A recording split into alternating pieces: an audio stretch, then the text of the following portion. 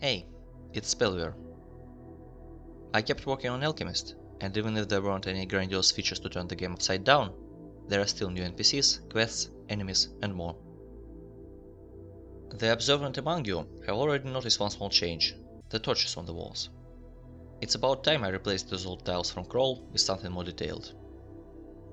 But I'm not here today to show off the cool torches that I found on the internet. Instead, I am here to show off the cool stained glass windows that I found on the internet. Here they are, decorating the church building. The church is a new type of early game area that the barkeep can tell you about. Unlike others, this type of area can only spawn once. You'll soon see why. It's a peaceful place with a couple of buildings. Rather than another set of ruins, this one is inhabited. Quite possibly, you arrive there when the sun is down. In that case, you won't be allowed in. The church, as the message on the door explains, is only open during the day. But worry not, there is a barn nearby, with a bed or two, where you can rest after your journey.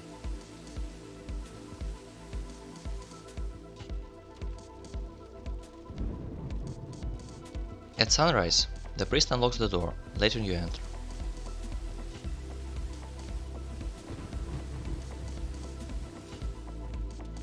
The church itself isn't that important, even if the stained glass is kind of cool. But the real reason to visit is of course the owner.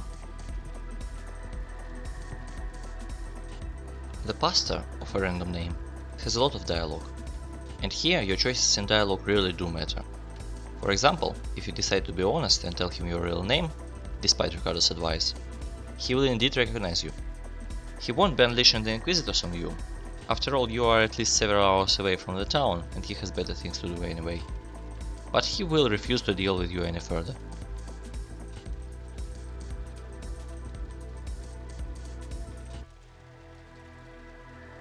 If you don't feel like being honest with people you've just met, on the other hand, you can have a nice conversation on a handful of topics.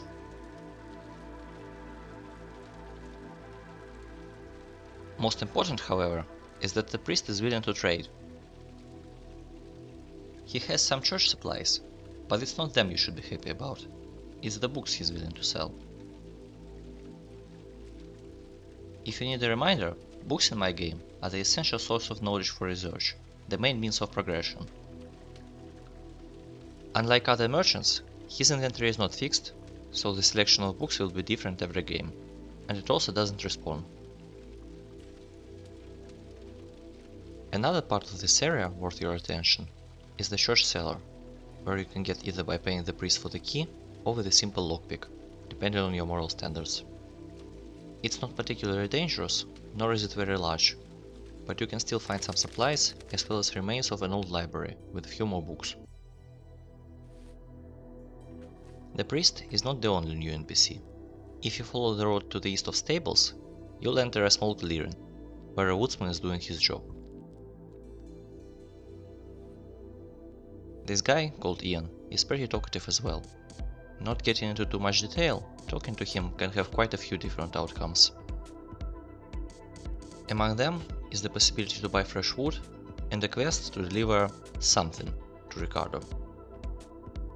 Now, this is technically just a fetch quest, but it too has quite a few options for you. From extremely silly ones, like opening the package before Ian's eyes, proving to him your utter incompetence, to highly profitable.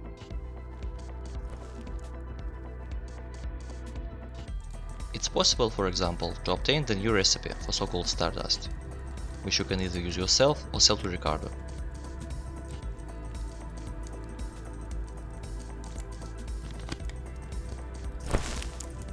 The substance, when used, gives you an increase in speed in exchange for draining your health over time. And, aside from the personal profit, it's up to your choices whether you and the lumberjack end up as partners or enemies.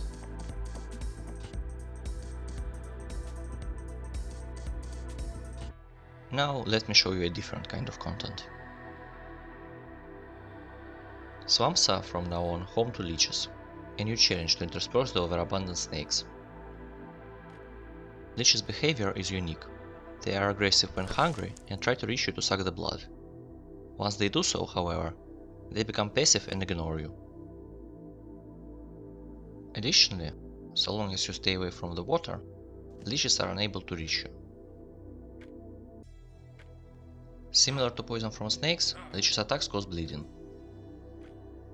To counteract it, there is a new recipe for coagulant, unlockable with the pharmacy research. The updates, however, are not limited to swamps. Fortress Exterior was long overdue for the remake. I mean, it was a single tower, not very fortress-like. Now it has a wall and several structures, and potentially more than one dungeon below. It's not that complex, but still more varied than before. Mansion Ruins received a much greater addition. You might remember crystal-filled rooms. Those are no longer encountered within regular Mansion Ruins. Instead, there is a whole separate subtype. Crystalline ruins are similar to normal ones, but the difference is observable even at the surface, with some crystal overgrowth. Below, there is more. The torches are blue instead of normal red, the moss is glowing slightly, and there are crystals everywhere. Some fill the aforementioned rooms, some block the doorways, and some are hostile. This new enemy type, encountered throughout the ruins, is called a Crystal Guardian. They are really sturdy and capable of shooting crystal shards, but easily dispatched with a couple of shockwave potions. Their sounds will forewarn you before you see them.